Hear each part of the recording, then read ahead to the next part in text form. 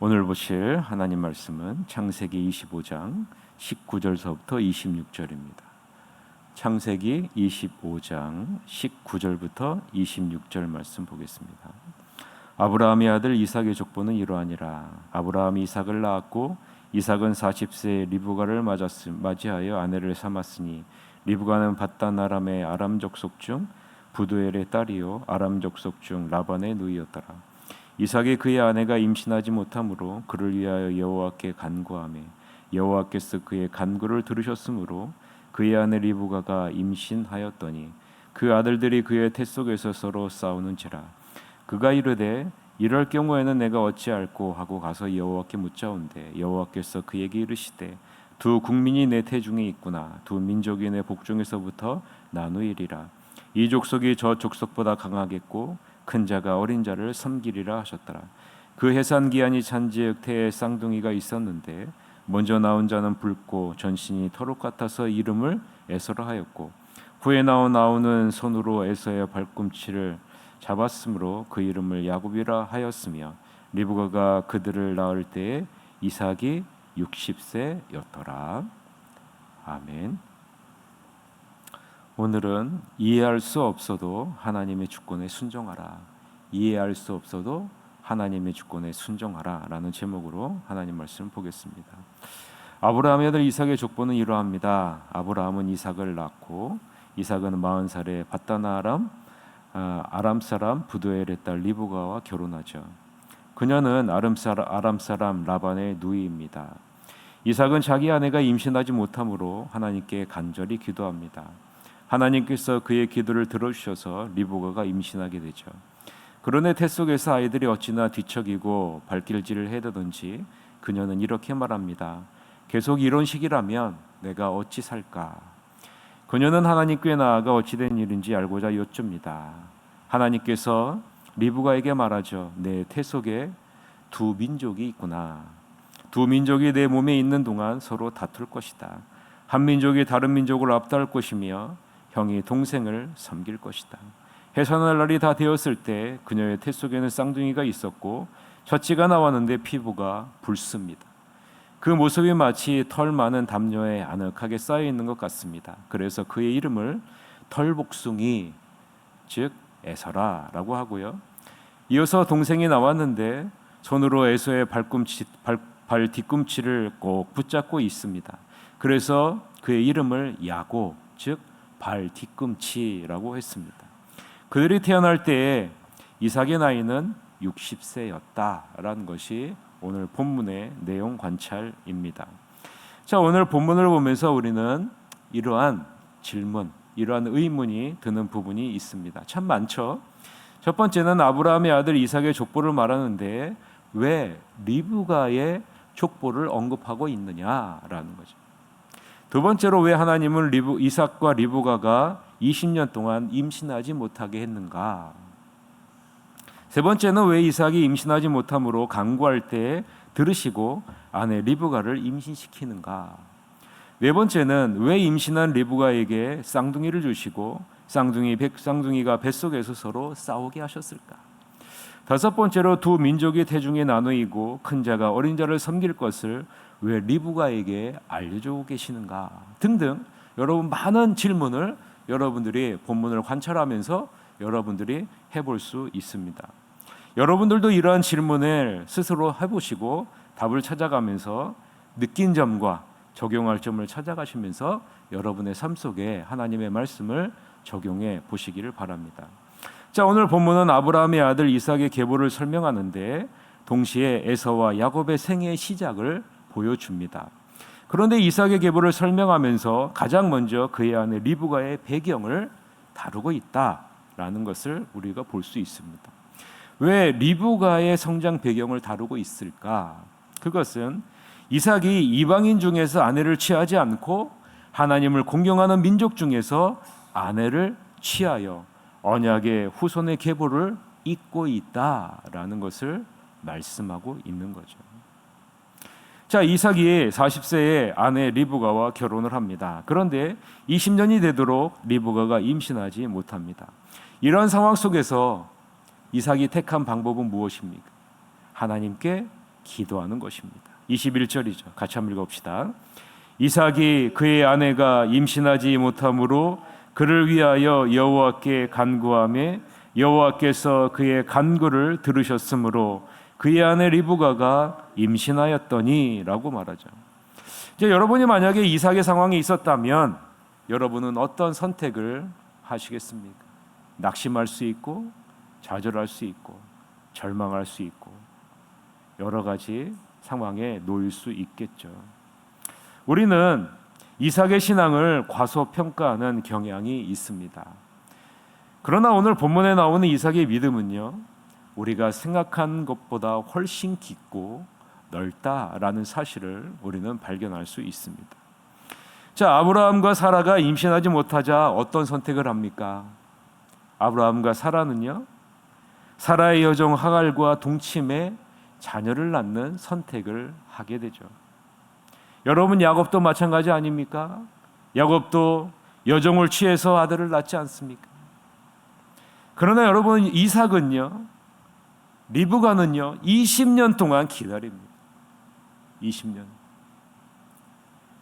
우리는 당사자가 아니니까 20년이라는 세월을 쉽게 이야기할 수 있지만 당사자가 되면 1년, 2년, 3년도 너무나도 기나긴 시간 아니겠습니까? 그런데 이삭과 리브가는 20년 동안 기다려요. 하나님의 약속은 비록 더딜지라도 반드시 성취된다는 믿음을 갖고 기다리고 있는 거예요. 하나님의 약속이 더디 성취되고 온갖 장애물과 어려움이 이삭의 믿음을 시험할 때 이삭은 인내하고 기쁨으로 그 약속이 성취될 때를 기다리면서 하나님 앞에 매일 나아가 기도했다. 20년 동안 매일 하나님 앞에 나가 기도했다고 생각해 보세요. 20년이라는 기나긴 세월의 기다림이지만 이삭과 리브가는 인간적인 방법을 동원하지 않아요. 기도를 선택합니다. 그런데 우리는 이렇게 생각하기 쉽죠. 임신하지 못하는 기간이 20년이 되자 이삭이 기도했고 하나님이 응답하셨다. 그렇지 않다는 겁니다. 오늘 본문의 간구하매라는 단어가 그것을 보여줘요. 간구하매라는 것은요, 그때만 기도했다라는 것을 의미하지 않기 때문에 그런 겁니다. 이삭이 오랜 세월 동안 계속 간구했고 이루어지지 않았으나 기도하기를 멈추지 않았다라는, 기도하면서 낙심하지 않았다는 겁니다.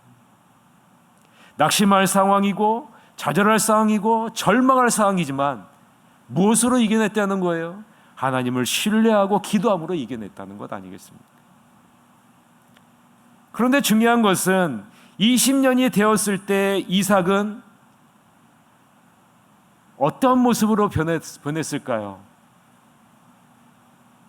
20년이 되었을 때 이삭은 더 간절히 하나님 앞에 무릎 꿇고 기도하는 모습으로 바뀌었다라는. 눈에 보이는 것은 없지만 시간이 지나면 지날수록 기도함으로 이 이삭은 더 간절하게 사모하는 성취될 것을 바라보는 믿음의 자리로 나아가게 되었다라는 것을 보여주는 것이 간구하매라는 단어의 참 의미다라는 것입니다. 하나님의 자녀된 우리는 항상 기도해야 하고 낙심하지 말아야 할 것을 이삭이 보여주고 있는 것이고, 눈에 보이는 가시적인 것이 보이지 않는다 할지라도 우리는 하나님을 신뢰하는 마음으로 더 간절하게 주님 앞에 나아가 기도해야 된다라는 것을 이삭이 보여주고 있는 것입니다. 누가복음 18장 1절에 뭐라고 얘기합니까? 예수님께서 그들에게 항상 기도하고 낙심하지 말아야 할 것을 비유로 말씀하시는 것을 우리가 볼 수 있죠. 여러분, 기도하는 자는 낙심하지 않습니다. 그 기도가 하나님의 마음에 합한 기도라면 하나님의 때에 반드시 응답될 것을 기도하는 자는 알고 있기 때문 아니겠습니까? 하나님을 신뢰하는 자는 알고 있기 때문 아니겠습니까? 그래서요, 기도는요 항상 시선이 어디에 고정되어져 있습니까? 하나님에게 고정되어져 있어요. 환경이 아니라, 사람이 아니라, 내가 아니라 하나님에게 고정되어 있기 때문에 그런 것입니다. 그래서 여러분, 우리는 반드시 날마다 기도해야 됩니다. 우리의 시선이 다른 데로 가지 않도록 날마다 기도해야 되는 거예요. 하나님은 이삭의 오랜 기도에, 간절한 기도에 응답하셨고 아내 리브가에게 쌍둥이를 허락하십니다. 여기서 쌍둥이가 의미하는 것이 무엇일까요? 쌍둥이. 쌍둥이는요, 하나님이 이삭의 오랜 기도에 넘치도록 응답하신다. 넘치도록 응답하신다라는 것을 의미하는 것이 쌍둥이의 의미입니다. 그런데 이 쌍둥이가 리브가의 뱃속에서요 심히 싸워요. 하나님의 넘치는 은혜인데 그 은혜가 뱃속에서 싸운다는 거예요. 싸운다는 것은 두 아들이 적대적인 관계에 있다는 것을 보여주는 거죠. 두 아들이 적대적인 관계에 있다. 두 아들이 적대적인 관계에 있다. 무엇이 여러분 생각나지 않습니까? 두 아들이 적대적인 관계에 있다. 아담의 두 아들 가인과 아벨 이야기가 생각나지 않습니까? 아담의 형제들 사이에 갈등과 싸움이 일어난다는 것을 우리는 잘 알고 있지 않습니까?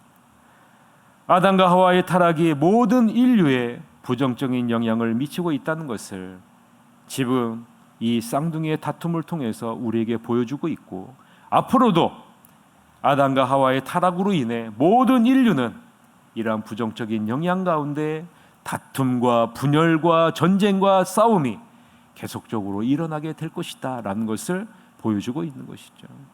또한 하나님을 대적하는 세력과 하나님께 선택받은 언약의 백성들의 모습이 갈려지게 되고 적대적인 관계 속에서 하나님의 역사가 이루어지게 될 것을 우리는 이 쌍둥이의 모습을 통해서 볼 수 있는 것입니다. 쌍둥이를 임신한 리브가가 두 쌍둥이가 심히 싸우자 하나님께 묻습니다. 내가 어찌해야 어찌합니까? 내가 어찌해야 합니까? 이 하나님이 리브가에게 두 민족이 내 복중에 있고 여기서 나누게 있고 큰 자가 어린 자를 섬길 것을 22절서부터 23절에 말씀하죠. 같이 한번 읽읍시다.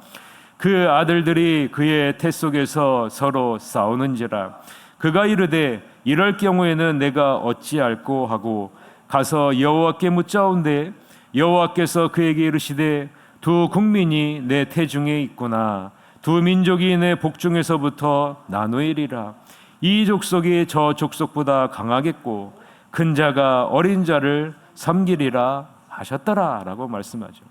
두 쌍둥이가 매일 싸우는 가운데 이 아이들이 죽지는 않을까 마음에 평안이 없어요. 여러분 임신을 하면은 여러분 얼마나 마음속에 여러분 평안이 없겠어요. 혹시나 이 아이들이 잘못되지는 않을까, 내 뱃속에 있는 아이가 어떻게 되지는 않을까. 그런데 쌍둥이가 임신했는데 그 쌍둥이가 매일마다 이 안에서 다툼을 싸우고 있으면 여러분 어떻겠어요? 그 마음에 평안이 없겠죠. 자, 마음속에 평안이 없어요. 매일매일마다 이 리브가의 마음 가운데에는 근심과 염려가 다가옵니다. 평화가 없어요. 그럴 때 이 리브가가 선택한 것은 무엇입니까? 이삭이 20년 동안 임신하지 못하자 이삭이 선택한 것은요, 더 하나님 앞에 나 간절하게 기도하는 것을 선택했잖아요. 그런데 이 리브가의 뱃속에 쌍둥이가 임신되었는데 매일매일 싸워요. 다툼이 일어납니다. 평안이 없어요. 그때 이 리브가는 어떤 선택을 합니까? 여호와께 묻는 것을 선택한다라는 것입니다. 여호와께 묻는다. 리브가가 취한 조치는 여호와께 묻자온대라는 거예요. 여러분 잊지 마십시오. 여러분의 마음이 평안이 없을 때 마음의 평안을 얻기 위해 여러분이 해야 할 것은 무엇입니까? 여호와께 묻자온대. 리브가의 신앙이 바로 그런 신앙입니다. 우리의 사정을 여호와 앞에 펼쳐놓고 하나님께 교훈을 구하는 것, 이것이야말로 마음의 큰 평안을 얻는 유일한 방법이다라는 사실. 그래서 우리는 마음의 평안을 얻기 위해 하나님 앞에 나아가야 한다는 것입니다. 리브가는 참담한 현실에 한탄만 하는 것이 아니라 곧바로 여호와 앞으로 나아가 주님 앞에 모든 상황을 펼쳐놓고 묻는 그 신앙의 자리로 나아간 겁니다. 저는 이 자리에 있는 여러분들도 리브가와 같이 날마다 하나님 앞으로 나아가는 신앙을 갖기를 소망합니다. 하나님이 리브가에게 이 사실을 알리는 이유가 무엇일까? 그것은 에서가 아니라 야곱을 통해서 하나님의 언약을 이루실 것을 알려주기 위함입니다. 우리는 알고 있죠. 리브가가 야곱을 도와 그 언약을 이루는데 협력한다는 것을 알고 있습니다. 이삭은 장자 에서에게 주어진 특권에 주목하지만 하나님은 리브가를 통해 무엇을 주목하게 하십니까? 하나님의 언약에 중요한 역할을 할 야곱을 하나님은 주목하게 하신다라는 거죠. 그리고 리브가를 하나님이 이리 귀하게 쓰시죠. 물론 리브가도 하나님의 뜻을 깨닫고 뜻을 듣고 도저히 이해가 되지 않았을 겁니다. 그러나 나중에 깨닫게 되죠. 하나님께서는 인간의 판단과 생각을 따라 역사를 끌어가지 않으신다라는 것을 이삭과 리브가를 통해서 우리가 보게 되는 것 아니겠습니까? 말씀을 맺겠습니다. 이해할 수 없는 상황 속에서도 하나님은 자신의 뜻에 순종하는 자들을 통해 그분의 주권적인 역사를 이루어간다라는 것, 이것을 잊지 마시고 여러분에게도 이해할 수 없는 상황이 분명히 있었고 지금도 있을 것이고 앞으로도 있을 겁니다. 그럴 때마다 우리가 해야 될 것은 하나님의 절대적인 주권을 인정하고 하나님께 모든 것을 맡기고 그분께 나아가는 여러분이 되시기를 바랍니다. 그러면 하나님이 반드시 반전의 역사를 여러분의 삶 가운데 이루실 것이고 이러한 반전의 은혜를 여러분들에게 가져다 줄 것입니다. 이러한 은혜를 누리시는 여러분이 되시기를 주님의 이름으로 간절히 축원합니다. 기도하시겠습니다. 하나님 아버지,